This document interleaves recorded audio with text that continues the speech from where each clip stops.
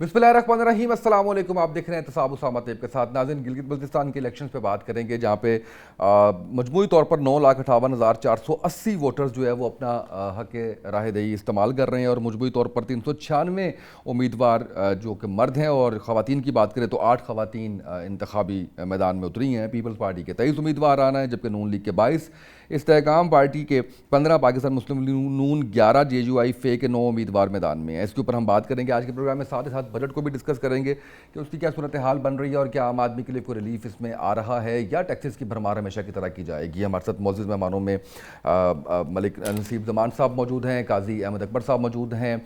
इनसे हम बात करेंगे। अखमुल्लाह चिटान साहब हमारा साथ दे रहे हैं। मलिक साहब, आपसे मैं स्टार्ट लूँगा। आप तो इस वक्त मौजूद भी हैं गिलगित बल्तिस्तान में, क्या सूरत हाल चल रही है मलिक साहब? अल्हम्दुलिल्लाह जी जी, जी बड़े जी। मुतमीन है। हमारी यहाँ पे बड़ी अच्छी प्रोग्रेस जारी है। हमारे यहाँ पे 14 कैंडिडेट है, और हम इंशाल्लाह काफी अच्छी पूरी उम्मीद है कि ये कल जो इलेक्शन होने जा रहे हैं, इसमें हम अच्छी पोजीशन में सामने आएंगे, और अल्लाह के हुक्म से हम ही यहाँ पे गवर्नमेंट बनाएंगे। क्योंकि हमारे कैंडिडेट बड़े मजबूत है, हमारी कंपेनिंग बड़ी अच्छी गई है। हमारे यहाँ पे लोगों ने जिस तरीके से हमें वेलकम किया है, जिस तरीके से लोगों ने हमें प्यार किया है, और जिस तरीके से लोग हमारे में एतमाद कर रहे हैं, तो अल्हम्दुलिल्लाह इस चीज से मैं बड़ा वाज़ेह तौर पे आपको ये बताना चाहता हूँ कि गिलगित बल्तिस्तान के अंदर इंशाल्लाह हमारी ही हुकूमत ही आएगी। बिल्कुल सही है। अच्छा, मैं इस पे काजी अहमद अकबर साहब, पाकिस्तान तहरीक इंसाफ के तहफ़्फ़ुज़ात बहुत ज़्यादा थे इस हवाले से, और इस पे जब हमने हुकूमती बात की कि जी तहफ़्फ़ुज़ात दूर किए जाएँ, तो हुकूमत का ये कहना था क्योंकि कोई वहाँ पे पॉलिटिकल ग्राउंड नहीं है पाकिस्तान तहरीक इंसाफ का, इसलिए पाकिस्तान तहरीक इंसाफ किसी ना किसी तरीके से जो है वो निकलना चाह रही है। वो तहफ़्फ़ुज़ात जो आपके थे उस पर बात कीजिएगा, और बताइएगा कुछ दूर किए गए या वैसे के वैसे मामला हैं। जी, बिस्मिल्लाहिर्रहमानिर्रहीम। उसामा, सबसे पहले तो मैं बड़ा हैरान हो रहा था अपने भाई की बात पे कि जहाँ पे 24 जनरल सीटें हों, और वहाँ पे आपके टोटल जो आप कैंडिडेट्स फील्ड कर रहे हों, और हालत ये हो कि आपने पाकिस्तान तहरीक इंसाफ के सलमान अकरम राजा को आपने बाबू सर टॉप क्रॉस नहीं करने दिया। जो लीडर्स हमारे असद कैसर साहब जब जहाज पे बोर्ड करना चाह रहे थे, तो आपने पूरी मोटरवे और पूरी GT रोड 2.5 घंटे तक बंद रखी, और हजारों लोगों को आपने तकलीफ दी कि किसी तरीके से असद कैसर GB ना पहुंच जाए। और लाइक वाइज आपने हमारे जुनेद साहब को, जो है हमारे जो KP के प्रेसिडेंट भी हैं, और जो हमारे MNA हैं, उनको आपने जिला बदर कर दिया वहां से, और उधर उनके साथियों समेत गिरफ्तार करके उनको वापस भेजा। तो मैं ये कहना चाहता हूं कि अगर पाकिस्तान तहरीक इंसाफ वहां पे ग्राउंड कोई नहीं है, अगर पाकिस्तान तहरीक इंसाफ की वहां पे फॉलोइंग कोई नहीं है, अगर पाकिस्तान तहरीक इंसाफ के पास वहां पे 24 से 24 सीटों के ऊपर इंडिपेंडेंट उम्मीदवार नहीं खड़े हुए, अगर पाकिस्तान तहरीक इंसाफ एक ऐसी वहां पे जमात है जिसका कोई वहां पे नाम लेने वाला नहीं है, तो फिर जाने देते, फिर करने देते कैंपेन। फिर आपको डर किस बात का है, फिर आपको खौफ किस बात का है? तो बेसिकली वहां पे मैं ये समझता हूं कि ये प्री डिसाइडेड है कि वहां पे गवर्नमेंट किसको देनी है। तमाम मामला तय हो चुके हुए हैं। ये इलेक्शन तो सिर्फ एक ड्रामा है, लेकिन मैं समझता हूं कि ये खेलने वाले एक खौफनाक खेल खेलने जा रहे हैं। बिकॉज गिलगित बल्तिस्तान बड़ा सेंसिटिव एरिया है। यहाँ पे आपके साथ CPEC जो है उसका बड़ा अहम किरदार है। चाइना जो है वो बहुत ज्यादा सेंसिटिव है CPEC के हवाले से। और उसके अलावा इंडिया भी बड़ी करीब से अपनी एक नजर रख के बैठा हुआ है कि किसी तरीके से GP में कोई अनरेस्ट हो और वो इसका फायदा उठा सके, या कश्मीर में अनरेस्ट हो। तो मैं समझता हूँ कि अनरेस्ट तभी आता है जब आप लोगों को उनकी पॉलिटिकल विल, उनकी जो पॉलिटिकल मैंडेट होता है, वो आप उनको एक्सरसाइज करने की इजाजत नहीं देते। तो और आप देख लें कि GP के इलेक्शन में वही हो रहा है। पहले तरीके इंसाफ के कैंडिडेट्स ने एक नई पार्टी तश्कील दी, आपने रातों रात उस पार्टी को ब्लैकलिस्ट कर दिया। फिर उसके बाद आपने जो इंडिपेंडेंट कैंडिडेट्स खड़े हुए हैं उनको मुख्तलिफ निशानात दिए गए हैं। अब वहां पे जो पाकिस्तान तरीके इंसाफ का झंडा उठाता है उसके घर पे छापा मार के उसको उठा लिया जाता है। किसी घर के बाहर तरीके इंसाफ का झंडा लगाने की इजाजत नहीं। हमारी मरकजी क़यादत को या सूबाई क़यादत को वहां जाके कैंपेन करने की इजाजत नहीं। तो मैं नहीं समझता कि ये कोई आप किसी GP के लोगों को उनकी पॉलिटिकल विल एक्सरसाइज करने दे रहे हैं। आप सबको आजाद छोड़ें, सबको इलेक्शन लड़ने दें, इंडिपेंडेंट इलेक्शन होने दें।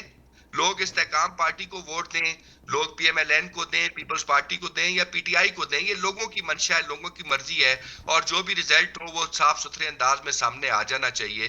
اسی کو جمہوریت کہتے ہیں, اور اسی میں پاکستان کی بقا بھی ہے, اور اسی میں پاکستان کے پھلنے پھولنے کا راز بھی شامل ہے. بالکل صحیح ہے. شہزاد فاروقی صاحب نے بھی ہمیں جوائن کیا ہے, سینئر تجزیہ کار. شہزاد فاروقی صاحب بتائیے گا, جیسے ابھی بات کر رہے تھے پاکستان تحریک انصاف سے قاضی اکبر صاحب کے, جیسے سلمان اکرم راجہ کو روکنا, جیسے اسد قیصر کو روکنا, دیگر جو اس طرح کی چیزیں, کیمپین نہ کرنے دینا, تو اگر ہم لوگ وہاں پر موجود نہیں ہیں یا کوئی خوف نہیں ہے تو پھر کس چیز کے لیے اتنی پابندیاں اور یہ سارا کچھ کیا جا رہا ہے؟ تو الیکشن کیمپین تک نہیں کرنے دی جا رہی, کیا کس تناظر میں دیکھ رہے ہیں سر آپ؟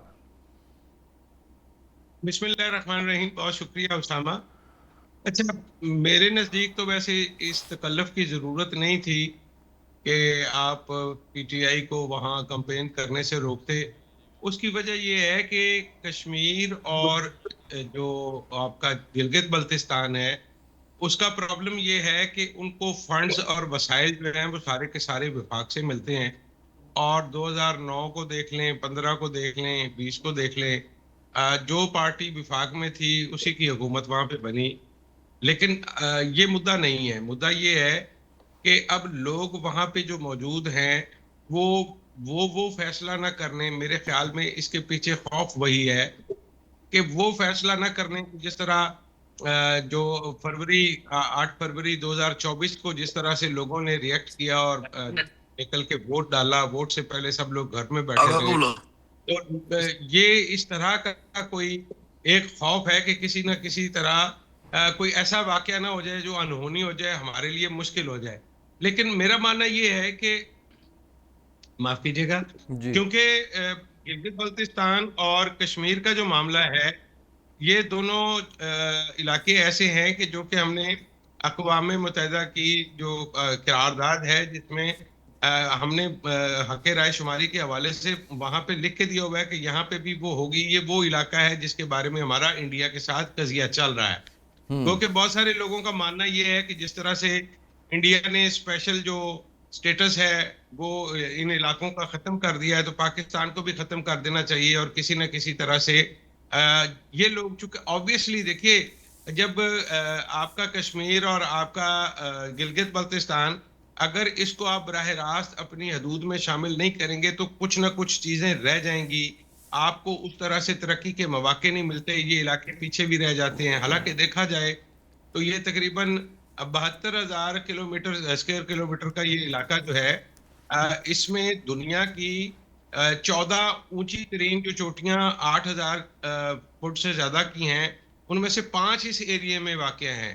اور اگر ہم 7,000 اسکوائر فٹ سے اونچی پہاڑیوں کی بات کریں تو وہ 50 سے زائد صرف اس ایک علاقے میں ہے پوری دنیا میں. تو اس حساب سے اور اس کی سینری کے حساب سے اگر دیکھا جائے تو یہ ایک خوبصورت علاقہ ہے. لیکن ظاہر ہے کہ وہاں کے لوگوں کے پاس ریسورسز نہیں ہیں. وہاں پہ تو گندم کے لیے سبسڈی لینے کے لیے لوگوں کو انتظار کرنا پڑتا ہے. وہاں پہ انفراسٹرکچر اس لیول کا نہیں بنا ہوا. تو میرے نزدیک وہاں کے لوگوں کو ترقی کا حق ہے, لیکن اس میں رکاوٹ وہی ہے, چونکہ ایک اسپیشل سٹیٹس تھا, اب ہم نے اس کو ایک ہلکا پھلکا اس کو ایک سٹیٹس دیا ہوا ہے. تو یہ پی ٹی آئی ہو یا نہ ہو, یہ الیکشن میں کھڑے بھی ہو جائیں, میرا ماننا یہ ہے کہ یہ الیکشن میں کھڑے بھی ہوں گے تو ان کو وہاں سے ابھی ووٹ نہیں ملے گا. ہاں, اگر پورے پاکستان کے ساتھ ووٹ کشمیر میں بھی پڑے اور گلگت بلتستان میں بھی پڑے, یعنی چاروں صوبوں میں اور وفاق میں, اور ان 2 جگہوں پہ بھی الیکشن بیک وقت ہو, تو پھر نتائج کچھ اور ہوں گے. لیکن سیاسی ڈیزائن ایسا رکھا گیا ہے جان بوجھ کے کہ وفاق میں جو بھی حکومت ہوتی ہے اس کو سوٹ کرتا ہے کہ یہ الیکشن بعد میں کرائے جائیں, تاکہ وہ اس الیکشن پر کسی نہ کسی صورت اثر انداز ہو سکیں.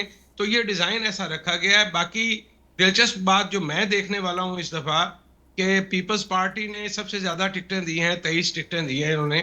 مسلم لیگ نون نے 22 ٹکٹیں دی ہیں. لیکن استحکام پاکستان پارٹی نے بھی 14 یا 15 سیٹوں پر اپنے ٹکٹ ہولڈر میدان میں اتارے ہیں. تو استحکام پاکستان پارٹی جو ہے وہ تو بڑی طاقتوں کی ایک نمائندہ جماعت ہے, اور میں ان کی کارکردگی دیکھنے کا منتظر ہوں کہ یہ اس الیکشن میں کیا کرتے ہیں, کس طرح سے آگے آتے ہیں.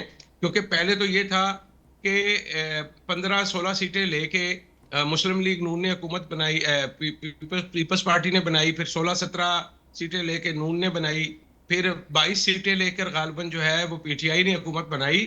تو اس دفعہ جو ڈائنامکس ہیں دیکھیں, کیونکہ پیپلز پارٹی بھی زور پورا لگا رہی ہے. بلاول بھٹو وہاں جا کے جس طرح کے مسلم لیگ نون کے اوپر جس طرح کے تیر چلا رہے ہیں, اور جس طرح سے میاں نواز شریف اس کا جواب دے رہے ہیں, اور جس طرح سے میاں نواز شریف شاید اتنا جواب نہیں دے رہے جس طرح سے کیپٹن صفدر وہاں پہ ایکٹیو ہوئے ہیں. تو ایسے میں 3 جماعتوں میں اگر یہ سیٹیں تقسیم ہوتی ہیں تو یہ بڑا ایک دیکھنے والا منظر ہوگا, اور میں منتظر بالکل ہوں صحیح کہ ہے. کیا ہوتا ہے. چٹان صاحب, ایک تو آپ ہمیشہ جمہوریت کی بات کرتے ہیں, تو کیا یہ حق نہیں تھا کہ کیمپین صحیح طریقے سے پاکستان تحریک انصاف کو کرنے دی جاتی؟ اور دوسری بات یہ ہے کہ کیا اختلافات چل رہے ہیں پاکستان مسلم لیگ نون اور پاکستان پیپلز پارٹی میں اس الیکشن کو لے کے؟ چٹان صاحب. بسم اللہ الرحمن الرحیم. دیکھیے جی, میں 2 ہفتہ وہاں پہ کمپین کر کے آیا ہوں. میں دیامیر ڈویژن میں, گلگت میں اور ہونزا میں, پاسو تک نگر میں ہم نے الیکشن کمپین کیا ہے. جس طرح کہ میرے بھائیوں نے کہہ دیا کہ وہ ایک حساس ایریا ہے, اور وہاں پہ پہلے بھی فرقہ واریت کے بہت سارے واقعات ماضی میں ہوئی ہیں. تو وہاں پہ اس کے لیے کہ باہر سے کوئی بھی آئیں گے یہاں پہ الیکشن کمپین کریں گے تو وہ پہلے الیکشن کمیشن سے NOC لے کے آئیں گے. وجہ یہ تھا کہ کوئی ایسے عناصر شامل نہ ہو جائے. ایک تو پاکستان کا جو مورال اوپر گیا ہے اور پروفائل اونچا ہو گیا ہے, اس وجہ سے یہ انڈیا اور اسرائیل سے برداشت نہیں ہو رہا ہے. وہ بھی کوئی شرارت کر سکتے ہیں, ایسے عناصر آ سکتے ہیں کہ وہاں پہ کوئی اس طرح کی تقاریر کرے, کوئی اس طرح کے ایجنڈے لائے کہ وہاں پہ فرقہ واریت یا انتشار پھیلے. تو اس وجہ سے گلگت کے الیکشن کمشنر سے پہلے سے NOC لینا پڑے گا تاکہ اس کو ویریفائی کیا جائے کہ یہ جو بندہ آ رہا ہے یہ کوئی شرارت نہیں کرے گا, یہ کوئی انتشار نہیں پھیلائے گا.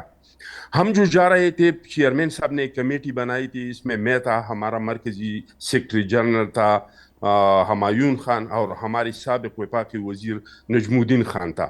ہم 2 دن بشام میں رکے, کوئی بھی ہمارے بشام کے ہوٹل سے ہمارا ریکارڈ نکال سکتے ہیں کہ ہم 2 دن بشام میں رکے تھے.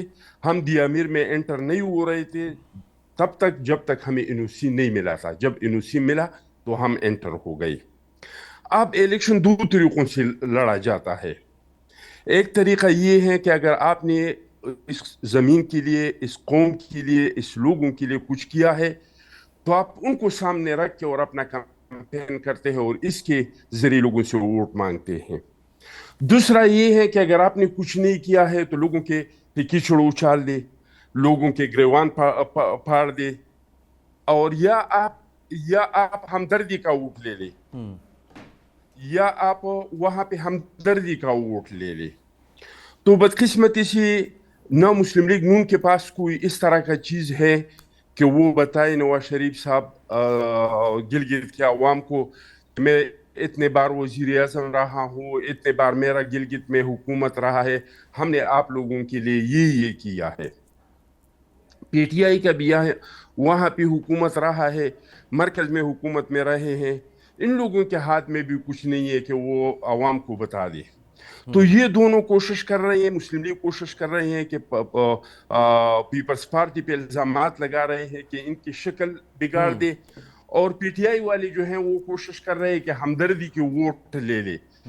ان کو باقاعدگی سے پتہ تھا کہ NOC لینا پڑے گا, لیکن یہ لوگ جان بوجھ کے ایسے کرتے تھے کہ ہمیں رکے اور ہم جو ہیں ہمدردی کا ووٹ لے لے. پاکستان پیپلز پارٹی کے ہاتھ میں بہت کچھ ہے الحمدللہ. وہاں پہ FCR کا خاتمہ ہم نے کیا ہے, وہاں پہ ان لوگوں کو ووٹ کا حق ہم نے دیا ہے, وہاں پہ صوبے کے حقوق ان لوگوں کو ہم نے دیے ہیں. ہم نے گندم میں سبسڈی دی ہے, ہم نے فیول میں سبسڈی دی ہیں, اور زندگی کے جو دوسرے ضروری اشیاء ہے ان میں ہم نے سبسڈی دی ہے. تو ہم تو جا کے لوگوں کے سامنے اپنی خدمات رکھتے ہیں کہ یہ ہماری خدمات ہے. ہم ان کو صوبہ سندھ میں ہمارا حکومت ہے ان کی مثال دیتے ہیں. ہم وہ کام جو ہم نے صوبہ سندھ کے لیے کی ہیں, جو چیئرمین بلاول صاحب نے, میں تفصیل سے اس لیے نہیں بتانا چاہتا ہوں کہ چیئرمین بلاول صاحب نے ساری میڈیا کے تفصیلات تو خیر نظر بھی آ جاتی پریزیڈنسی ہیں. میں ایک کراچی کی بریفنگ دیا تھا. صورتحال, سندھ کی صورتحال تو خیر نظر بھی آ جاتی ہے, اس پہ تو میمز بھی بہت بن رہی ہیں. دیکھیں بات سنیں उसामा बात सुनिए यार, आप बात कर रहे थे तो मैं खामोशी से सुन रहा था। आप भी पढ़े लिखे सिर्फ बंद हैं, एक पॉइंट खामोशी से सुन ली। मैं बात पॉइंट ही खत्म ऐड करूं, किया मैंने। आप नोट करके फिर बताएं। जी जी जी, बोले बोले उसामा भाई, कंप्लीट हमने कीजिए। सन के लिए जो कुछ किया है वो चेयरमैन बिलावल ने प्रेसिडेंसी में बैनुल अक़वामी मीडिया के सामने और पाकिस्तान की मीडिया के सामने एक एक चीज को गनवाया कि हमने 15 साल में सूबा पसंद में ये काम किया है। अगर किसी को शक हो एक काम पे भी कि ये चेयरमैन बिलावल ने कहा है और वहाँ पे ये हॉस्पिटल नहीं बना है, वहाँ पे ये यूनिवर्सिटी नहीं बनी है, वहाँ पे ये सड़क नहीं बना है, मेरे साथ जाए, आपका कैमरामैन साथ जाए, मैं उसको ग्राउंड पे दिखा दूंगा। तो मुझे कोई सूबा बताए, पंजाब का सूबा बताए, सिंध का सूबा बताए, कोई और बताए, कोई और हुकूमत बताए कि उन्होंने अपनी सूबे के लिए, अपने अवाम के लिए इतने काम किए हैं जितने पाकिस्तान पीपल्स पार्टी ने किए हैं। Right sir. मीडिया ट्रायल तो और चीज है। मीडिया ट्रायल तो हमारा शुरू से होता आ रहा है। मीडिया ट्रायल से हट के कोई आके और ग्राउंड पे साबित कर दे। बिल्कुल सही है सर। मैं वापस आपकी तरफ आता हूँ। मलिक ज़मान साहब, शॉर्टली सर, पाकिस्तान तहरीक इंसाफ के तहफ़्फ़ुज़ात पे बताइएगा, फिर मैं कायद साहब की तरफ बढ़ता हूँ। कायद साहब में थोड़ा सा अर्ली जाना है प्रोग्राम से। मलिक साहब यहाँ पे तकरीबन 1.5 माह से यहाँ पे जी, हैं और जी। यहाँ पे हम पहले खुद एनओसी लेके यहाँ पे आए हैं। हमेशा पीटीआई का एक वतीरा रहा है, एक हमेशा उन्होंने सबल बाग दिखाया है लोगों को कि होना बात कुछ होती बात कुछ है और करते ये बात कुछ हो रहा है। यहाँ पे पहले एनओसी तो अप्लाई करते थे इनके जितने भी लीडर आ रहे हैं। अब काफी यहाँ पे गौहर साहब आए हुए हैं, वो यहाँ पे मौजूद ही है। इनके उमर डार साहब आया, वो भी यहाँ पे मौजूद है। इनको खुद अपना पता ही नहीं होता कि किन्होंने एनओसी लेनी है, किन्होंने एनओसी नहीं लेनी, और ऐसा वाबिला मचा देना कि अवाम से सिंपैथी लें, कहते हम बड़े मजलूम हैं, हम बड़े ये हैं। अब अवाम को भी आइडिया हो चुका है कि कौन मजलूम है, कौन इंतशार पसंद है, किसी की कोई ढकी छुपी बात नहीं है। हकीकत ये है, मैं जो सिनेरियो बताना चाहता हूँ आपको गिलगित बल्तिस्तान का, यहाँ पे हमेशा जिनकी भी हुकूमतें आई हैं, चाहे वो पीटीआई वाले हैं, चाहे वो नून लीग वाले हैं, चाहे वो पीपल्स पार्टी वाले हैं, और आज अभी तक देख लें यहाँ के लोग कितनी बेहरूमियत से महरूम है।